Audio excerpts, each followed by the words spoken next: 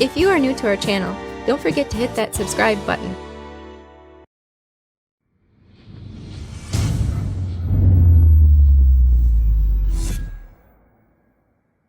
Welcome to the Wisconsin Vegetable Gardener. I'm Joy Baird. We're going to start some tomatoes from seed.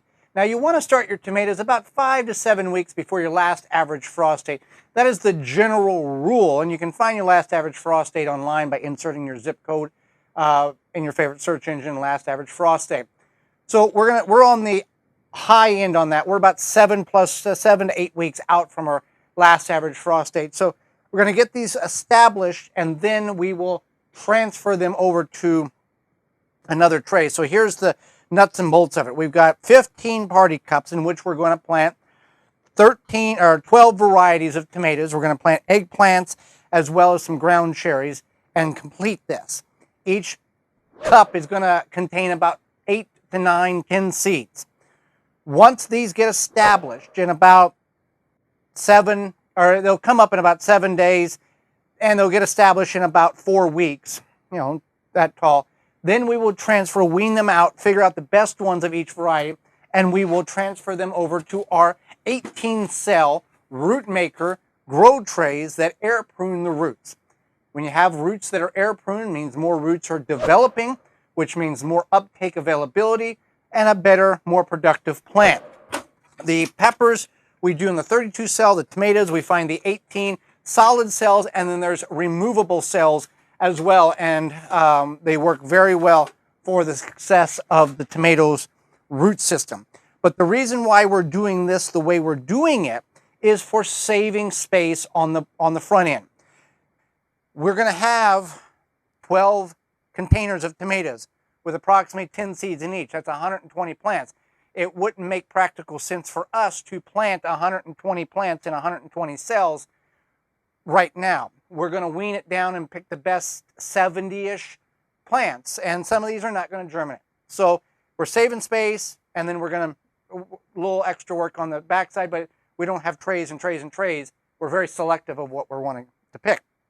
So I'm not going to go over the varieties because everybody wants to grow their own specific variety, and that's fine.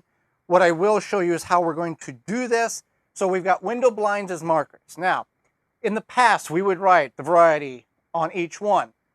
We're not going to do that this year. We're going to go B for beefsteak or C for cherry, because when we get in the garden in late May, when we typically plant our tomatoes here in zone 5A, we don't go, okay, well, we just want to make sure we're not planting 12 cherry plants, or, we want some variety in size, not so much this particular type of tomato. So we're going to do that. So I'll start with the purple Cherokee tomatoes. They take 80 to 90 days and they're an indeterminate. So what I've got here is a mixture of homemade compost and old potting soil. I've remitigated or mixed it in to take that dry potting soil and incorporate it with our fresh homemade compost. And I've worked it in this bucket here, and it's very moist and it sticks together, but when you touch it, it falls apart. Perfect consistency. So we're going to just go here.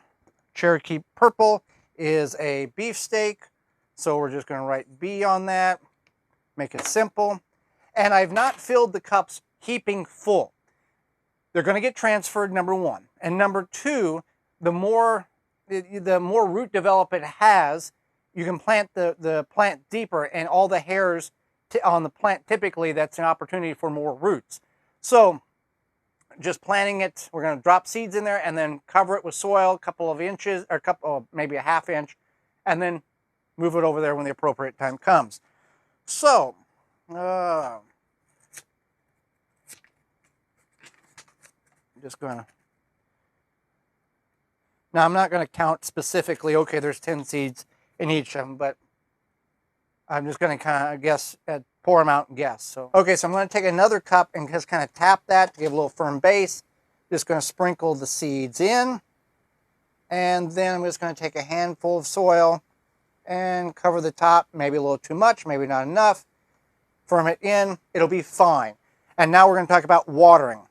So now with watering, with this compost and potting soil mix, it holds the water very nicely. But if you don't have anything on top, based on the air in your home being potentially drier than in the summer, it's going to evaporate much quicker. So we will water with water, but before we do that, I will take a paper towel and use it as mulch and cover the top of it. Now, we've planted peppers approximately 2 weeks ago with this same soil mix, and you can see the pepper, one of them is just now emerging, and they have not been watered at all, and there's still a high level of moisture in those pepper, in that soil mix, because we've used this method. After a couple of days, it will dry, create a crust, and the soil is still moist from over 2 weeks. Now, that could not be accomplished if there was not a barrier, just like leaves or grass clippings on your bare soil in your garden to hold that moisture in. Same concept here. So I'm going to do everything that you just saw me do there with the seeds, the watering, the paper towels, and this also prevents the soil from splashing around or dislodging the depth in which the seed you planted in. So that is also an added bonus. And then when we move them over to our seed starting root maker trays, we won't have to cover them because they're already established. Now again, these will take 7 to 14 days to begin to sprout. When you get in that range, you'll kind of look, and once you begin to see a couple of them sprout, then you'll remove this paper towel. Okay, so we've talked about the seeds, we've talked about the watering. Let's talk about grow lights. You don't have to have them. We have grown with no grow lights for a number of years in this west-facing window behind me. However, the plants all want to grow towards the light, rotate the trays, they all grow back. It is doable, but if you're going to invest the time and effort in all of this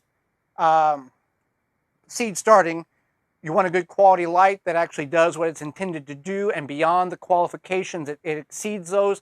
Happy Leaf LED grow lights is what we have here over our 700-day-old tomato plants, made in America, the correct light spectrum, providing ample, even 10 times more light than the plants actually need to give ample light to the plants. And we've been using them for 10 years without any problems, and we do see a tremendous difference. Now, you may be using tube lights or shop lights, and with tube lights, the intensity diminishes rapidly the longer you use them.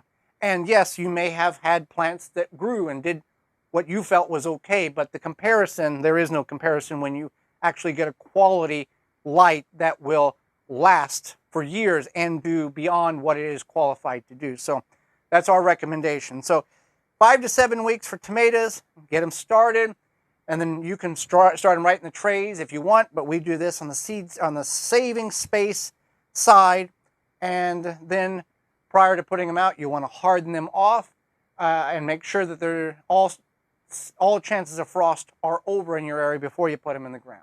Thanks for watching. I'm Joy Barrett, and this has been the Wisconsin Vegetable Gardener. For more information, please visit thewisconsinvegetablegardener.com.